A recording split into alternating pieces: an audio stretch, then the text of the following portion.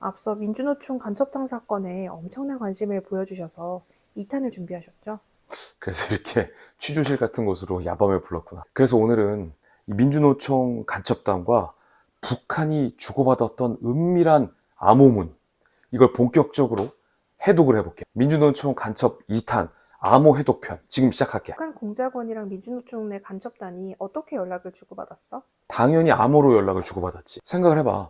만약에 그냥 이메일에 안녕하십니까 김정은 총회장님, 저희는 늘 총회장님의 충성하며 저희들은 민주노총 내 최대 지하 조직으로서 북조선을 위해 충성을 하겠습니다, 이렇게 보내면 다 들통이 나겠지. 이들은 은밀한 암호체계를 활용해서 북한과 내통했는데 바로 스테가노그래피야. 스테가노그래피는 이른바 이 데이터 은폐 기술인데, 데이터를 다른 데이터에 삽입하는 기술. 더 쉽게 표현하면 우리 속담 중에 등잔 밑이 어둡다라는 속담 있잖아. 그걸 활용하는 기술인데, 겉으로 보기엔 평범해 보이는 글이나 사진인데 사실 그 파일 안에는 비밀 메시지를 감춰서 상대방에게 전송하는 거지. 북한이 이 방식으로 민노총 간첩단에게 파일을 보내면 민노총 내의 간첩단은 메시지가 숨겨져 있는 위치와 해독하는 방법을 이미 알고 있기 때문에 그걸 해독해서 북한의 숨겨진 지령을 읽어내는 거야. 스테가노그래피라는 뜻도 감춰져 있다라는 뜻의 스테가노와 통신을 의미하는 그래포스의 합성어야. 완전 최첨단 방법을 쓰네. 그렇다고 봐야지. 간첩들의 이 암호 수단도 점점점 진화하는데, 예전엔 라디오 방송을 통해서 북한이 우리나라에게 파견한 고정 간첩들에게 난수 방송을 보냈어. 26에 34, 47에 58, 뭐 이런 알 수 없는 의미의 숫자들을 계속해서 줄줄이 낭독을 하는 거야. 그럼 고정 간첩들은 그 라디오를 귀 쫑긋해서 듣고 있다가 그 숫자 속에 숨겨진 지령을 해독하는 거지. 예를 들어 이 두꺼운 뭐 괴테의 파우스트 같은 책을 놓고 26번째 페이지에 34번째 단락 공격, 이런 식으로 해석을 하고 해독을 하는 거야. 북한하고 국내에 있는 고정 간첩하고 미리 약속한 방법으로 암호화된 메시지를 보내는 게 예전 방식이었. 근데 이 스테가노그래피가 꼭 이 뭐 최신 기술만은 아니야. 고대 그리스에서도 이 스테가노그래피 기술을 활용했었어. 헤로도토스가 쓴 이 역사라는 책을 보면 포로로 붙잡혔던 이 그리스의 왕 히스테아에오스가 스테가노그래피를 통해서 밀서를 아들에게 보냈다는 예화가 등장하는데, 자신의 노예의 머리를 깎은 후에 이 머리통에다가 문신으로 비밀 메시지를 새긴 거야. 그리고 나서 시간이 조금 지나면 노예의 머리가 어떻게 되겠어? 자라지. 그럼 그 메시지가 싹 감춰지는 거야. 노예의 머리가 자라면 이 노예를 아들에게 보낸. 아들은 아버지가 보낸 노예의 머리를 다시 깎아서 숨겨져 있었던 밀서를 읽었다는 얘기가 고대 그리스에서도 나와. 이런 기술을 이제 북한과 민노총 간첩단이 활용했다고 보면 돼. 북한이 보낸 암호문을 민노총에 있는 간첩은 어떻게 해독하는 거야? 해독은 자기들이 직접 못해. 스테가노그래피 프로그램이 있어. 컴퓨터 어머. 프로그램이. 컴퓨터 프로그램을 누르면 그 자동으로 해독이 되고, 또 이 프로그램을 통해서 암호화된 문서를 만들어낼 수도 있어. 그런데 이걸 뭐 아무나 눌러서 실행하게 하면 안 되잖아. 눌렀다가 북한이 보낸 지령문이 툭 튀어나오면 내 신분, 간첩이라는 신분이 적발되는 거잖아.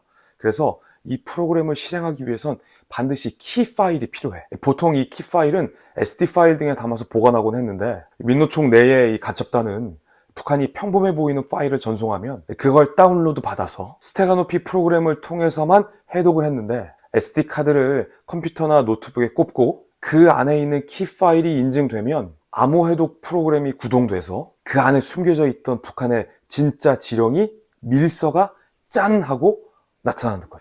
이 프로그램 파일과 키 파일을 이들은 암호 자재라고 불렀어. 북한은 이걸 직접 인편으로 민노총 내에 있는 이 지하 조직 간부에게 직접 전송을 해줘야 됐어. 직접 전달을 해줘야 했어. 그래서 앞서 올려놨던 1편에서 소개했던 캄보디아, 베트남, 중국에서 북한 공작원이 이걸 들고 가서 민노총 간부를 은밀하게 접선해서 이 암호 해독 프로그램과 키 파일을 전달해 주는 거지. 이때 민노총 간부가 캄보디아의 굉장히 어떤 관광지 유명한 동상 옆 계단에서 생수병을 따서 물을 마시는 동작을 하면, 북한 공작원은 선글라스를 벗어서 손수건으로 렌즈를 닦는 동작을 통해서 서로를 알아본 뒤에 굉장히 빠르게 암호 프로그램과 키 파일을 건네고 서로 헤어졌던 거지. 안 그래도 해외에서 음. 접선해가지고 도대체 뭘 주고받나 궁금했었는데 그거 말고 더 갖다 준 건 없어? 있어. 일단 북한이 그 민노총 전현직 간부에게 공작금을 건네줘. 돈을 준 거지. 이 공작금 전달에 필요한 대포폰을 구입하게 지시하고 보안용 어플리케이션 메신저인 중국의 위챗을 깔도록 지시하기도 했어. 그런데 이번에 적발된 민노총 내의 이 지하 조직의 전현직 간부들이 얼마나 북한에게 충성심을 보여왔냐면 북한 공작기관에도 이 주간 근무자가 있고 야간 근무자가 있을 거 아니야. 그럼 그 주 야간 북한 공작원 근무 교대 시간이 있잖아. 그치. 그 주야간 근무 교대 시간까지 고려해서 이 민노총 간첩단이 보고 시간을 정하기도 했어. 이들은 보안을 굉장히 신경 썼는데 국정원이 압수수색을 통해서 확보한 수많은 이 암호 파일을 다 해독을 해낸 거야. 정말 대단하지? 2018년 4월 4일자에 북한이 보낸 지령문을 내가 입수했는데 암호화돼 있어. 그 암호를 또 해독해 봤거든? 그 내용이 뭐냐면 본사에서 지시한 혹은 지사에서 보고한 내부 교양 자료 등 비밀 자료들을 철저히 소각 및 폐기 처리하고 기억 매체들은 물리적으로 파괴하라. SD카드나 USB 외장 하드. 그리고 때마다 새로운 것으로 교체하는 원칙을 철저히 준수하라. 암호로 해독해보니까 이 북한 지령문이 2018년 4월 4일에 딱 하고 등장한 거야. 그걸 어떻게 입수했어? 내가? 아니면 국정원이? 둘 다. 나는 취재원을 밝힐 수는 없어. 설사 꽉 대표한테도 나는 취재원을 밝힐 수 없어. 간첩일지 어떻게 알아? 그런데 국정원은 이 수년간 은밀하게 체증하고 첩보를 확인하고 압수수색을 거쳐서 이런 굉장히 중요한 자료들을 확보하고 더 나아가 해독까지 한 거지. 북한이랑 민노총 간부가 사용한 또 다른 암호들도 있어 혹시? 지금 이거 재밌지? 응, 그치? 재밌어. 북한이 민주노총 홈페이지 게시판에 특정 아이디명의 게시글에 게시판 취지와 전혀 상관없는 글을 삽입해 놓기도 했어. 그 민주노총 홈페이지 게시판의 특정 아이디 게시글에 비밀 지령문이 암호화돼서 숨겨져 있었던 거지. 또는 특정 유튜브 동영상 댓글에 사전에 약속한 신호를 이 댓글에 남겨놓는 방식을 쓰기도 했어. 내가 2019년 9월 7일 북한의 지령문하고 2022년 8월 8일 북한의 지령문을 입수했거든. 그 내용을 해독해보면 이래. 먼저 2019년 9월 7일자 지령문이야.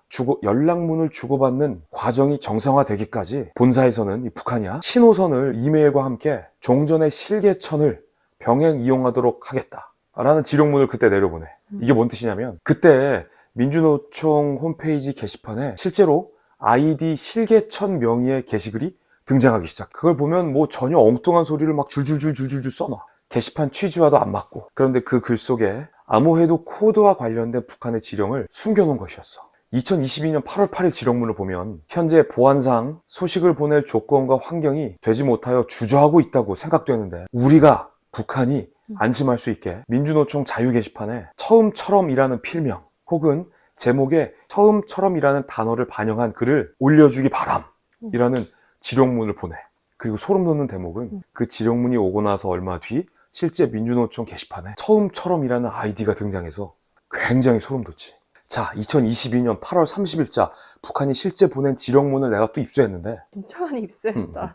진짜 북한 담당 기자다. 국민 앵커가 되려면 이 정도는 또 취재하고 노력을 해야지. 그 지령문 내용은 소식을 받는 즉시 유튜브 동영상 댓글에 문자 토미호를 포함시킨 실명이나 글을 올리면 출장 나올 수 있는 걸로 알고 준비하겠다. 그러니까 매우 긴박한 지령문을 보낸 거야. 이거 받자마자 바로 토미호이라고 댓글을 올려라. 그러면 출장 나오는 거.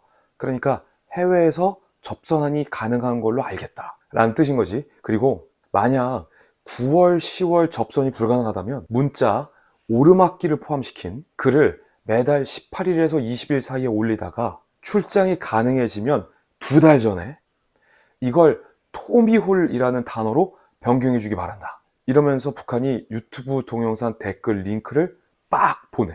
치밀하게 준비했다.